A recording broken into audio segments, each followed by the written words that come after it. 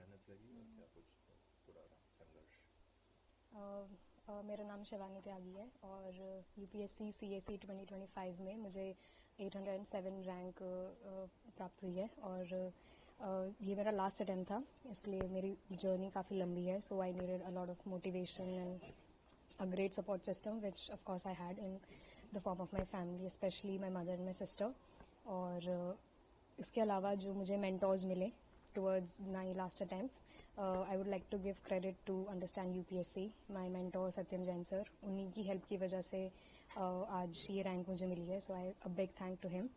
और बाकी a huge credit to my mother and my sister. कितनी मेहनत लगी इस पूरे जर्नी को तय करने में? 6 अटेम्प्ट लगातार लगे.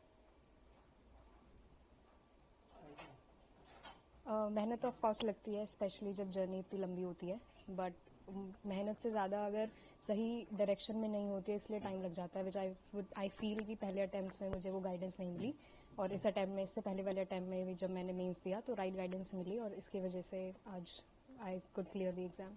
जर्नी कैसी रहेगी आगे? क्या कुछ इंस्पायर आप करेंगे लोगों को किस तरह से?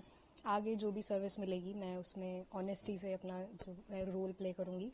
उसके अलावा यूपीएससी जो फ्रेटर्निटी रही है उसमें जो भी एस्पिरेंट्स हैं, आई थिंक वो इंस्पायर होंगे कि अगर आप जो ड्रीम देखते हैं और आप उस पर लगे रहें, आप अपनी मेहनत करें और सही स्ट्रैटेजी के साथ, सही मेंटोर्स के साथ अगर आप लगते हैं तो आपको क्लियर होगा. अगर आपको लगता है आपको इस साइकिल से बाहर होना है, दैट इज़ ऑल्सो ओके. ऐसा ग्लैमराइज नहीं करना चाहिए कि यही बहुत अच्छी जॉब है या और कोई जॉब या आप लाइफ में अच्छा नहीं करेंगे अगर नहीं होता है.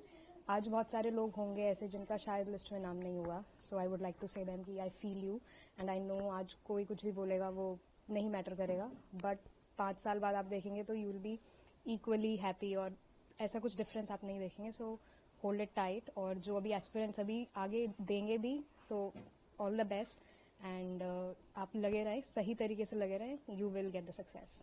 कैसे अप डाउन्स रहे? क्योंकि जब आपने 6 अटेम्प्ट दिए हैं तो अप्स एंड डाउन्स भी लगातार आते ही रहते हैं. उसको कैसे हैंडल आउट किया और कैसे मैनेज किया सब कुछ? डेफिनेटली अप्स एंड डाउन्स आते हैं. कभी आपके टेस्ट सीरीज में मार्क्स अच्छे नहीं आएंगे, कभी आपको लगेगा कि आपके फ्रेंड्स जो हैं आगे निकल गए हैं, उनकी जॉब लग गई है, वो आगे आप वहीं के वहीं हो. बट अगेन पर्सनली मुझे I would like to say कि I have great people in my life, whether it's my family, my friends. So thank you so much. मैं आज उन सबको थैंक यू बोलना चाहती हूँ एंड उन्हीं की वजह से मोटिवेशन रहा, डिसिप्लिन रहा कि मैं वो जो भी अप्स एंड डाउन्स थे उनको साइड में रखते हुए जो मेरा काम था, रोज़ाना उठ के लाइब्रेरी जाना है, पढ़ाई करना है, I did that and here I am. कितने घंटे की पूरी पढ़ाई होती थी आपकी और कैसे शेड्यूलिंग होती थी पूरी? तो ज़्यादातर हम देखते हैं कि लोग कहते हैं कि रात में पढ़ते हैं यूपीएससी वाले बच्चे हैं वो. आई फील कि एवरी इंडिविजुअल इज़ डिफरेंट, तो मैं दिन में ही प्रेफर करती हूँ. सुबह 8 बजे से मैं लाइब्रेरी जाती थी एंड देन पूरा स्केड्यूल होता था कैसे पढ़ना है और शाम तक लगभग 8-9 घंटा में पढ़ाई करती थी. But I would also like to say कि आवर्स उतना मैटर नहीं करते हैं. डेफिनेटली जब एग्ज़ाम पास आता है तो अपने आप घंटे बढ़ते ही हैं, बट मेरा स्केड्यूल यही था 8 बजे से शाम को 6-7 बजे तक ये मेरा स्केड्यूल होता था. फोकस किस पे मेन रहता था, किस टॉपिक पे या कैसे? इसमें ऐसा होता है कि आपको इक्वल फोकस सब पे डालना है. अगर आप एक पे डाल दिया फोकस कि सिर्फ जीएस पे डाल दिया तो अब सीसैट इतना डिफिकल्ट है, आपने वो छोड़ दिया, आपका प्रीलिम्स नहीं होगा. तो जीएस हो, आपका ऑप्शनल हो, सीसैट हो, आपको सब पे इक्वली फोकस करना ही पड़ेगा. ऑफ कोर्स ऑप्शनल थोड़ा और ज़्यादा इंपॉर्टेंट होता है तो उस पर आप बहुत ही फोकस्ड और थोड़ा टाइम दे के उसे अच्छे से प्रिपेयर करें. बाकी फोकस हर सब्जेक्ट पे, हर टॉपिक पे इक्वली होता है. ये लगातार छठा अटेम्प्ट था तो कभी मन में ये नहीं आया कि नहीं हो रहा है तो छोड़ दें, कहीं और चलें, कुछ और कर लें? कभी ऐसा मन में नहीं आया? अगर ऐसा मन में आता भी था तो मेरी मदर, मेरी सिस्टर मुझे हमेशा कहती थी कि हो जाएगा, क्योंकि मेहनत में कमी नहीं थी या पढ़ना, ये ऐसा नहीं है कि ठीक से पढ़ाई नहीं हो रही है. बस कहीं ना कहीं मुझे ये था कि गाइडेंस और स्ट्रैटेजी शुरू के जो अटैम्प्ट्स थे उनमें ठीक नहीं रही है, उसकी वजह से फेलियर मिला. और जब मुझे राइट गाइडेंस मिली तो मैंने स्टेजेस क्लियर भी की और लिस्ट में नाम भी आया. तो क्या लग रहा था इस बार नाम आएगा, और नहीं आता तो आगे कैसी जर्नी होती? Of course we all were very hopeful कि इस बार हो जाएगा, but I was also prepared कि अगर नहीं भी आता है तो आगे क्या करना है. एंड मैं अदर एवेन्यूज़ भी सर्च कर रही थी, तो अगर नहीं भी होता I was ready for it. और मैं, ऐसा नहीं है कि यहाँ पे लाइफ ख़त्म हो गई है कि यही जॉब है अब तो क्या ही होगा, but it wasn't like that. तो इसके बाद भी आई वाज क्लियर कि मुझे क्या करना है। अच्छा, शुरू से पढ़ाई कैसी रही थी? स्कूलिंग कैसी रही? स्कूलिंग में पढ़ाई आपकी कैसी थी? कैसे आप मार्क्स लाती थी और कैसे मन में आया कि यही करना है? मैं ये तो नहीं कहूँगी that I was a topper, I was above average student. और जो भी तैयारी वैयारी उसमें भी आई वुड नॉट से कि बहुत टॉपर रही हूँ, बहुत अच्छे मार्क्स, बहुत बुरे भी नहीं, आई वाज अबव एवरेज। और इस एग्ज़ाम में यही है कि ऐसा नहीं है कि आप टॉपर रहे हैं थ्रू आउट तो ही आपका क्लियर होगा। जो बहुत एवरेज है, बिलो एवरेज है, वो भी निकाल लेते हैं एग्जाम। सबके लिए लेवल प्लेइंग फील्ड है। मन में क्यों आया कि यही करना है और इसी को लगातार देती रही आप? तो जो बिगेस्ट रीज़न था to start this preparation was my mother and my sister. मेरी सिस्टर खुद रेलवे में ऑफिसर हैं। उन्होंने मुझे जो है इंस्पायर किया कि ये भी एक है और and you can do this. और मेरी मदर, उनका ये ड्रीम था हमेशा से ही कि हम दोनों बहनें जो हैं बहुत ही ऊंची पोस्ट पर रहें, अच्छा करें लाइफ में, क्योंकि उनको वो अपॉर्चुनिटीज़ उनके टाइम में नहीं मिली थी। So that was the reason I started this journey, and these two women in my life are the reason I sustained this journey and finally reached my destination. आपके आगे की जर्नी कैसे रहेगी और कैसे उसको निभाएंगी? क्या कुछ रहेगा? आगे की जर्नी डिपेंड करती है सर्विस क्या मिलती है, बट जो भी सर्विस मिलेगी, one thing is for sure that I will do my best, give my 100% to my job with complete honesty and make the real change to the society कि लोग भी इंस्पायर हों, जो एस्पिरेंट्स हैं वो भी इंस्पायर हों। नाम बताइए तो। शिवानी त्यागी।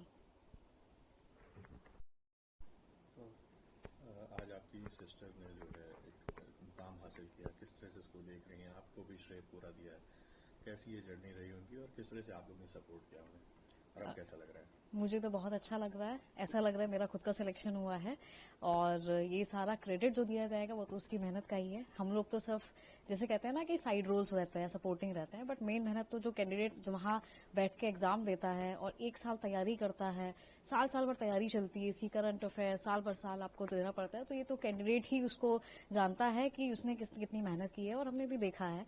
और मैं अभी बहुत खुश हूँ और मैं ईश्वर को थैंक यू बोलना चाहती हूँ कि आज हमको ये जो है अपॉर्चुनिटी मिली है कि हम उसको सेलिब्रेट कर पा रहे हैं, and we are very happy for her. अच्छा, शुरू से पढ़ाई में कैसी थी और इतने अटेम्प्ट दिए तो कहीं ना कहीं मन में आता है कि यार क्यों कर रही हो ऐसा? कभी ऐसा रहा?